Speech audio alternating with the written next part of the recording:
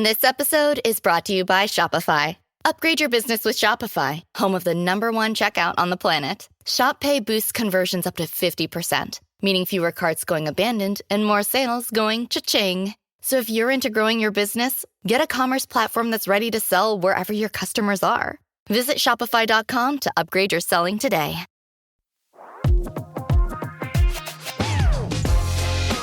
Welcome to 4.0 to Pro, the Pickleball podcast that focuses on a single shot, tip, or strategy to improve your pickleball game with every single pocket-sized episode. Our goal is to make you better on the court every time you hear our voices.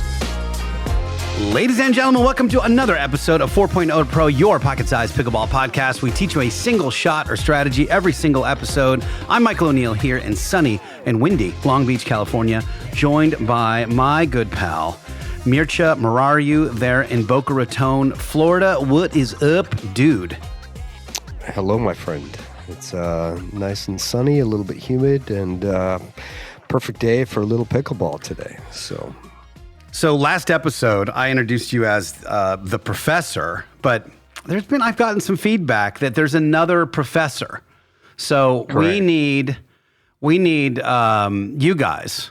We need a good nickname for Mircea, because I feel like you deserve it. You deserve a moniker for the analytical process you put into the game of pickleball that very few do, and the way you look at the game.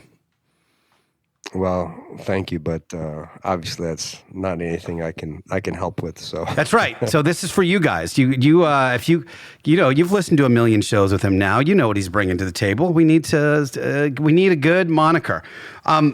Barring that, though, Mircea. Oh, by the way, if you haven't already, we have, I think, sold out almost half or a little more than half of our camp there at the Fort in Fort Lauderdale, Florida. So if you're interested in our unbelievable 3-day camp at the premier pickleball facility in America, it is 402p.com/camp for that information. And do you know, Mircea, that there were $377 million in medical expenses from pickleball injuries in 2023? yeah, I actually thought the number was a little bit higher, but Yes, and Mircea. Anyway. Yes, and the issue is, and we see it all the time, people show up to the courts and they dink 9 times, and then someone goes, "You ready?" And then we start, and inevitably there's an Achilles ruptured, or someone pulls a hammy, or something. I actually kind of broke my chest muscle doing an overhead the other day. I had a really tweaky, weird, awkward overhead, and I tweaked my right boob a little bit. And I was like, this is a new muscle I didn't know I had, and I found a way to injure it, because that's what happens over the age of 50 is you start injuring weird things. correct. And especially when you're playing tournaments, but even regardless of the tournaments, when you're playing regularly, and I imagine all the enthusiasts that are listening to our show now, which is our great community, even when you're doing that, when you're practicing regularly, trying to get better, you just are out there doing something physical. And, that's why the injury cost of pickleball is somewhat of a fallacy in terms of not the actual number, but, just implies that pickleball is inherently dangerous, and that's not really the case. The issue is that people just go out and start playing and running around because it's so easily accessible to so many people, and they do so without proper warm-up or proper recovery. And this is exactly what we need to talk about today. And it's an even more important thing when you play tournaments, and especially when you're getting deep into tournaments. And now a lot of the tournaments also have round robins. So, you're not just going to go 2 and out for a lot of, for example, APP tournaments. You're going to have multiple matches throughout the day. And hopefully when you're getting better and better and going through bracket type draws, you're going to have a ton of matches. So you're on the court, off the court, and you really need to manage both your warm up your recovery, and you really need to manage your body over the course of the day. So it's a long process. And one of the things we've always talked about is the preparation. That's one of the things you can control. And the preparation is all done before the tournament on a daily basis to help your body, first of all, to prevent injury, but second of all, to maximize your athletic ability. So this is what we're going to talk about today. So yeah, I've always joked that if I have a really heavy day, the next day when I get up, it's like a baby calf being born when I get out of bed. It's a very wobbly first few steps of my morning. But it's not only like the, prepping for the tournament itself, but it's sometimes that 90 minutes between matches where I get completely stiff again.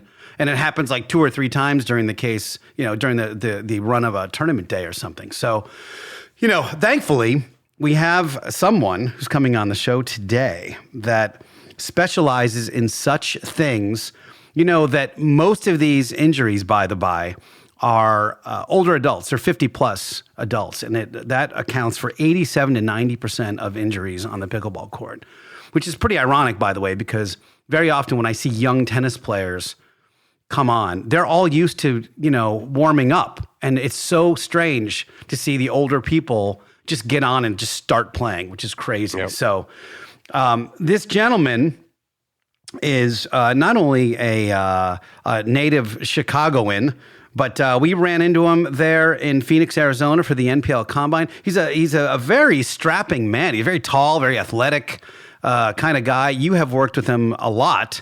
And as evidenced by the hat you are wearing right now, founder of the Yobow, one Mr. David Wells. What's up, David? Hi, guys. How are you? Thanks good, man. Me. Yeah. Thanks for having me. How's Chicago these days? Are you bundled up, and are you finding some places to play some pickleball? Yeah, it's 35 and sunny today. So anytime you see the sun in Chicago, it's a good day. And we probably have more indoor courts now than we do outdoor courts. So play has been very easy to deal with this winter. Especially when you have a nice court at your house in a lovely setting in the woods like David does. And I've been fortunate enough to be out there playing with him. That's cool. Yeah. You have your own setup there, do you? That's pretty interesting. I just talked to my brother Jim in Toledo, Ohio, not very far from Chicago. And that's a somewhat regular thing, is that people are putting these barns together or converting their barns to pickleball courts. Yeah, typically because we have more land in the Midwest than most people do on the coast, so it's a lot easier to do. Yeah. You when did the pickleball bug bite you originally, David? March of 2021. I was in Mexico, and I was at a friend's home, and they had 6 pickleball courts at the community that he lived in. And I came home, and I was addicted immediately. And I found a group of guys that had been playing. And 6 weeks later, I had a court at my house. Wow. That is a pretty solid origin story. Isn't it interesting how you just pick up a paddle one time? There's a guy, Aaron Embry, who's going to be putting on a paddle tournament, paddle being not padel, but the racquetball version of sort of this. It's almost like racquetball, but they're not using rackets. They're using these paddles. But he's putting a tournament on in my local club here. And I saw his name and I said, oh, wow, I haven't talked to that guy in years and years and years. And he says, hey, you want to play some racquetball? I'm going to be up there. I go, bro, I picked up a pickleball paddle and I've picked up a racquetball racket one single time since then. That was from a 5-day-a-week racquetball addiction. And now I just don't do it at all anymore. Well, I was 125 rounds of golf a year. Wow. And last year I played 20. Wow. Did you find, and this is a little bit off topic, but did you find that your that concept of not breaking the elbow on a golf swing was really helpful for your dinking? No. Really? All right. No. Well, thanks. Yes, and I can vouch for that. So how did you guys originally connect? Because Mircea, you've been using the Yobow products for at least a couple years now, right? On tournaments and getting prepped. Oh yeah. Dave, you want to? Yeah, I could tell you. I was lucky enough to find a player that was pretty much unknown in 2021 by the name of J.W. Johnson. And we signed him. We were his first sponsor. And in late August of 2021, the Chicago Open is nearby my home. And I had never met JW in person. So Julie, JW, Georgia, Mircha, John Sperling, Jen Lissandro, and I'm probably leaving somebody else out, all came to my house to play. And that's where we all met. And I've stayed in touch with Mircha since then. He's been a huge user of our massage pistol and our warm-up products. And every time I'm in Florida, we get together and we play some pickleball. Love that. How about you, Mircha? What's your experience been working with David and Yobow? Well, first of all, it's, a pleasure to meet him, and he's a great guy, loves pickleball. Obviously, as you can tell, he does a lot of support for the community, and without people that sponsor and elevate the sport and really make products that are impactful, there's really a lot of people that are just out there just kind of make a buck and throw products out there, buy stuff from China and just repackage it and throw it out there. And what I was most impressed with about David was that he was just so genuinely interested in making quality products and really, helping people to try to minimize injuries and maximize performance. As with, anything that I use or have used, I always try things first, and I always say, hey, listen, if I don't really like this, or I don't feel it's quality, or, I'm going to give you honest feedback and not use it. So I've had previous massage guns, the therapeutic massage guns that are, it's not a new invention. It's been out there for a while, but they've always been either bulky or cumbersome. So when I travel so much, I didn't have an adequate size, and the ones that were relatively smaller that I tried were either, just they didn't function well, or, the battery life was nil. And from the time he gave me my first one, I've just been using it religiously, like with every tournament. And this was back in the day where, the tournaments weren't quite as organized. So I used to call them a squirrel circus. You'd be on the court, get on the court, get off, get called right back on, not play for 2 hours, get back on. And I was fortunate enough to start, and this was around the time that I started doing better in doubles. And so I was literally, and it was a good problem to have, but I'd get to the courts at 8, and there were times I wouldn't leave till 10:30, 11 at night. And I'd be playing singles and doubles and, obviously gender doubles and then mixed doubles. And so I would have, weekends where I'd be there an incredible amount of time, 12 hours at least for a couple days, and sometimes 8 to 10 for another one. So by the end of the weekend, I was just so sore and stiff, and especially when I flew home. And fortunately, I've never had any issues with cramping. But anyway, I started using his product religiously as a warm up, as recovery, and in between matches. So it helped me tremendously. I was so much less sore, felt better, felt my warm up was better, and just and the beauty with I would drop it periodically, and the thing would just not be damaged. I mean, it would just last forever. And then also the battery life was incredible, because I'll always forget to charge it. And so fortunately, it would last. The battery life was amazing. So I was just so shocked how this small product that can fit in the palm of your hand can be so impactful and just such a quality product. And I've told him this, multiple times throughout the time that we've, known each other.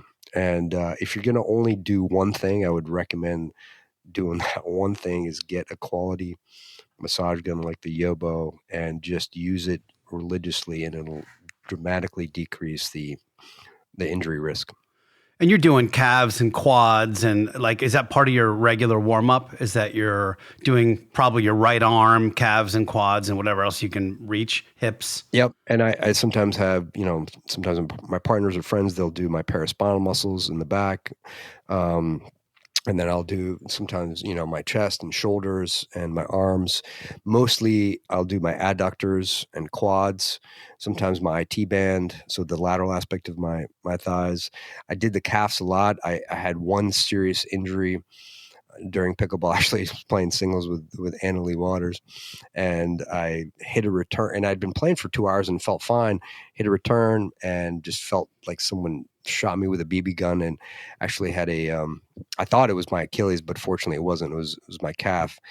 And so I had a calf tear. And so I particularly use it on my right calf, but I use it all over. And again, it's a great warm up, and it's also great in between matches. And actually, David, I don't know if I told you this, but there's a match where in Alabama, I was playing David Spearman, and it was in the bronze medal to get back to the gold. And I actually dove for a ball and fell on my hip on the right. And it was the only medical timeout I've ever taken because I could hardly walk. I brought the Yobow onto the court and I used it in between points. I ended up winning that match and then winning the gold in Alabama on an APP. And I don't know if I ever told you that story, but without it, I wouldn't have been able to finish the match. I kid you not. Well, had I known that, I would have got a special edition gold one for you and sent it to you. Anyway, yeah, I mean, as you can see, the warming up is the least thing most people do because they just want to get out and play. Yeah. And, Michael, I'm sure, when we met in Arizona, I kind of put you through the routine. Yeah. And it works. Yeah, it's great. And it's what's interesting about it is that sometimes I love to get on so just for reference, I've had 5 left knee surgeries, everybody. So consequently, I'm a little arthritis-y in my left knee. And then, of course, because I've overcompensated, my right knee yells at me a little bit. So I have to get my legs moving. And honestly, if I don't, my whole game is predicated on as we've talked a million times on the show, about, great footwork and split step and moving and being stable. If my knees hurt, none of that works. And in fact, day one of the combine, we went 5 hours. It was 7:30 to 12:30 for that first session that we did. And I had injured my knee the day before, my left knee. I tweaked it. And that last game I played, it pretty much gave out. So I didn't have a backhand dink. I couldn't plant and really be firm on my left foot. And I missed 7 in a row. And of course, they just kept feeding me the backhand dink because I had nothing left. So it was really interesting to be like, man, my body had really given up. And I did a cold plunge and I did rehab as much as I can. But it was there was only so much I could do because I did actually tweak it on Friday. So that part, the tweak part, probably could have been avoided. And generally, I think most of these injuries can be avoided. We just get a little bit of heat into the joints and get the blood flowing and get the muscles a little bit loose. So I was wondering, on your end, David, had you some sort of injury that could have been prevented? I'm curious what the origin story of Yobow is. Because I feel like a lot of these things grow from, oh man, I wish I had done this, so I'm going to create a solution for this. Yeah, so it's a story that once I don't know if anyone's ever been injured, but once you get injured, you realize the importance of why did you get injured and how did it happen. So I had played a round of golf in the morning, and then I went right to my pickleball court at my house, and I literally was just hitting the ball back for the other team to serve. Nothing. I just kind of bent over and hit it over, and my back completely went into back spasms, and I could not put my shoes on or socks for 3 weeks. It was, again, I don't know if anyone's ever gone through back spasms, but you only have one back, you only have one neck. When those parts are injured, it is the most uncomfortable. You can't function. It's hard to walk. It's hard to sit. You can't sleep. So I was determined for that never to happen again. And I had seen some physical therapists, and they talked about how my glutes weren't firing And then your back, which is a stability muscle, not a lifting muscle, then kind of gets the brunt of the work. And your body says, nope, that's too much. And it locks up. So I started working. I was lucky enough. One of the trainers at my gym is actually now the Cubs head trainer. And we had developed this routine that we call Activate. So basically, it's a 5 to 8 minute routine that you do really for any sport. And what it does is it actually gets your joints and muscles active. Most people think stretching is warming up, and it's actually the worst thing you can do without warming up your body, because you're stretching a muscle and not the joint.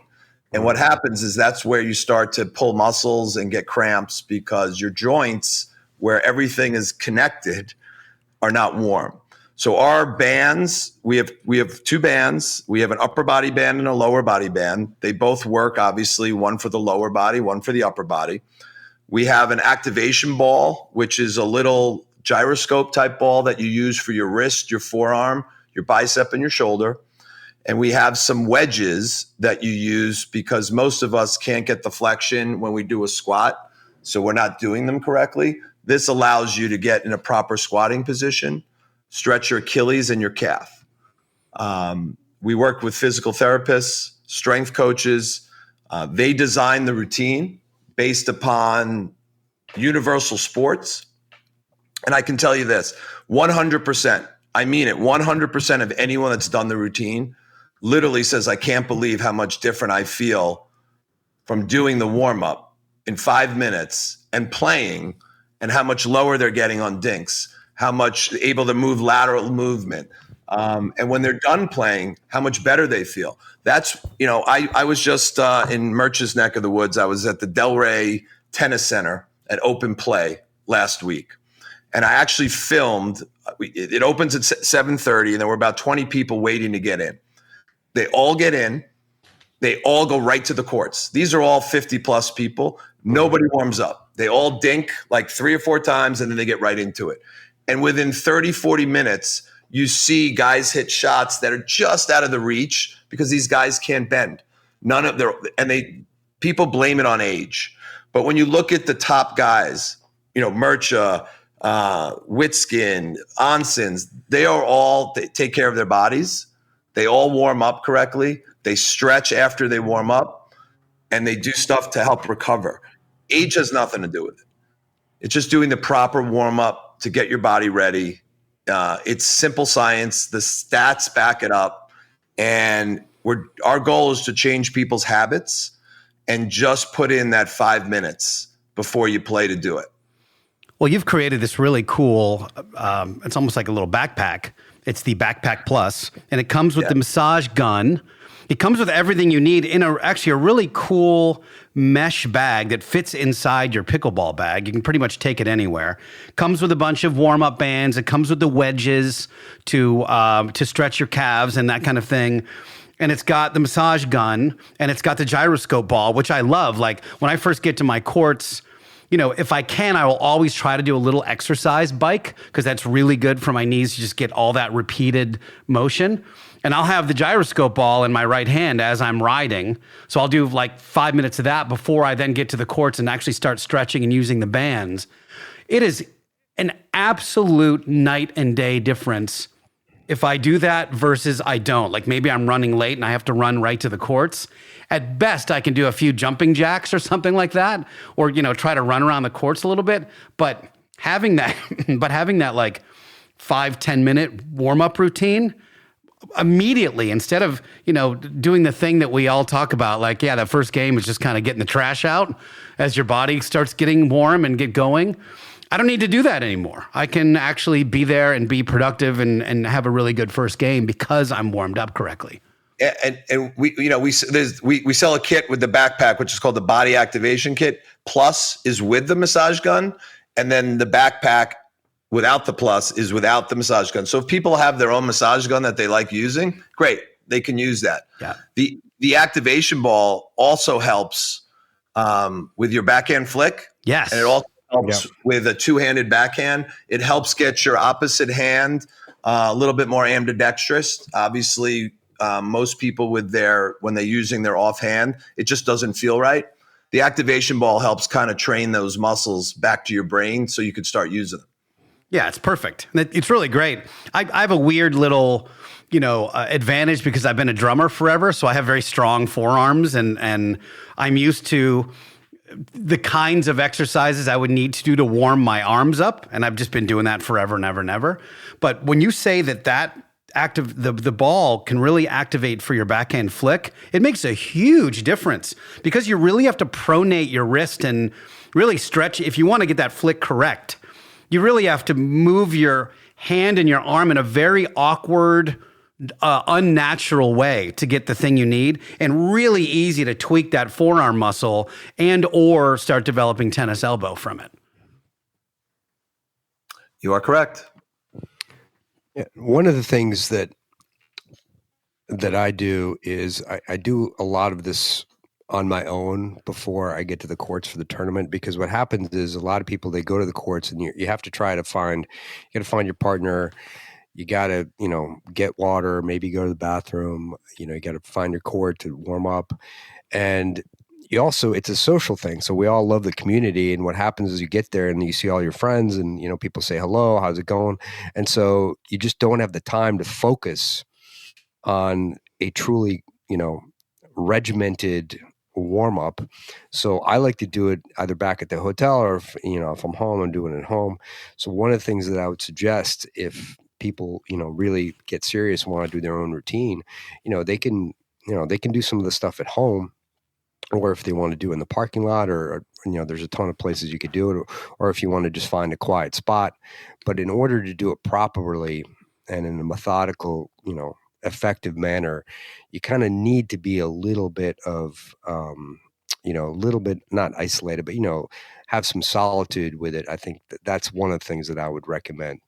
You can definitely use the ball in the car on the way over to the courts too. Just warm your hands and forearms and arms up in the ball. You probably could do a whole car routine if you tethered one of the bands to somewhere in your car and just be stretching and warming your upper body up. But that's another whole thing. We're not recommending that. Don't do that right away. By the way, you guys, if you want to get the Backpack Plus or the Backpack Regular, you can go to 402p.com/warmup. 402p.com/warmup, and that will take you to the Yobow site. Just look for that Backpack Plus.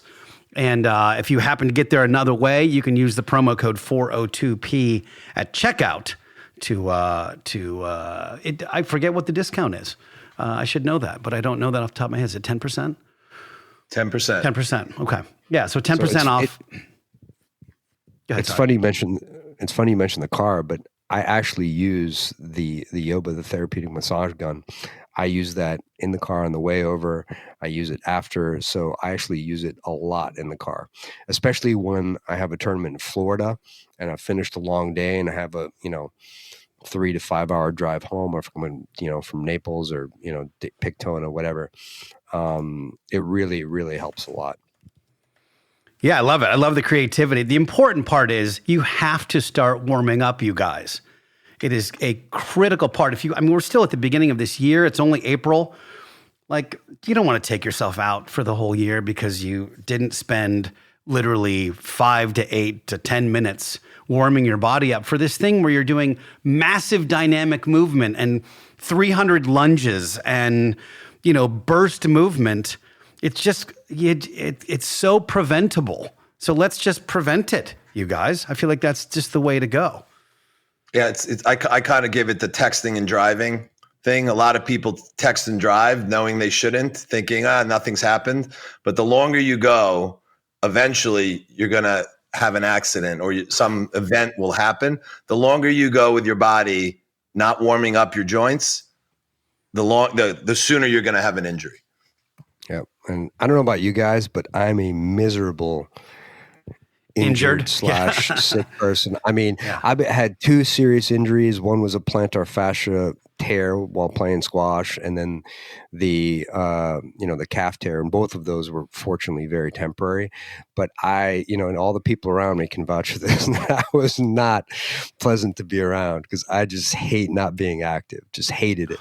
So we want everyone that's listening. We want, regardless of what method you choose, do it properly, do it methodically, do it regularly, keep yourself active. It'll improve not only will it improve your recovery, but it'll improve your balance and stability. And we always talk about a stable base, balance. And these kinds of activities, people don't realize that these kinds of activities will also improve that. It improves your footwork. It improves your stability. So it also increases your, your athletic ability, and then thus it decreases your chance for injury all the more. So start if you haven't, and if you already have, try to do it more regularly and in a regimented fashion. Well, right on. David, I hope I get to run into you again sooner than later. I don't know if you have any West Coast trips planned, or I might be out there on the East Coast and maybe even in Chicago. I have a niece there that I may visit in the next few months. And if so, we'll definitely get some pickleball in, man. Love to have you. That'd be great. Well, we have the National Pickleball League draft coming up, and so I know you both have entered there, and I'm the GM for the Boca team. So I guess we're both on the Boca team. Boys. Let's go, Dave. Great. Let's go. See, boys. But the funny thing is our first event is actually in LA near you, Michael. So is it? Cool. Yeah. Well, I guess I'll be there either way. That's for sure. 402p.com/warmup, you guys. Get your Backpack Plus. We're going to actually be talking about it quite a bit in the next month or two, because this is one of the areas of emphasis. We want our listeners to be safe and not injured and be better at pickleball. And we truly think that just spending a couple minutes before you get on the court and start dinking, it is a weird peer pressure, isn't it, Mircea? When you get there, especially on the rec courts, when you just get there and you want to just get on, and sometimes it's like, there's 3 people on court that you actually want to play with, and if somebody arrives, and the next person to arrive, they'll jump on the court, and then you get on the court, maybe you don't want to be on. So there's a weird little peer pressure to get going. And for sure. Yeah, it's just strange, but I love the idea of I love the idea of trying to be efficient with it and warming up a little bit in your car with the massage gun and, maybe the ball. And by the time you get there, at least you got some lubrication going. Yep, absolutely. So, and I've been, I've made the mistake myself where, I've just gone out and I'm just so excited to play. Everyone is just, happy to, whenever everyone's playing pickleball, it's a freaking good day, so we love being out there. So we want to start and get into the games, and so I've, done the mistake myself, and I really, try to catch myself to really slow down and get the good warm up. One thing I do want to add about the NPL, last year, all the NPL participants, the players, were fortunate enough to get a backpack, the BAK pack from Yobow, and all got massage pistols. And so, everyone's got them, and people love them. Let's use them, everybody. By the way, in the next month or two, you guys definitely check our Instagram account. We're going to be going through some of the different exercises from the backpack just to show you guys how to use it if you should get it, and how we might warm up with it and or, in between matches and or recover with it as well. David, sir, you are a gentleman and a scholar. Thank you for being with us today. My pleasure. Thanks for having me, guys. I really appreciate it. Mircea? Thanks for your time. And I also just want to add that it's also going to be on the Patreon too. So let's not forget our Patreon. Yes, that's true. Patreon. If you guys want to support the show, 402p.com/support. Y'all go out there, have a nice time on the pickleball courts, and we will talk to you next time. Thank you for listening to 4.0 to Pro. For more tips, find us on Instagram at 4.0 to Pro. If you have a pickleball question, submit it at picklehelp.com. Now, get out there and dominate. But don't forget to have fun.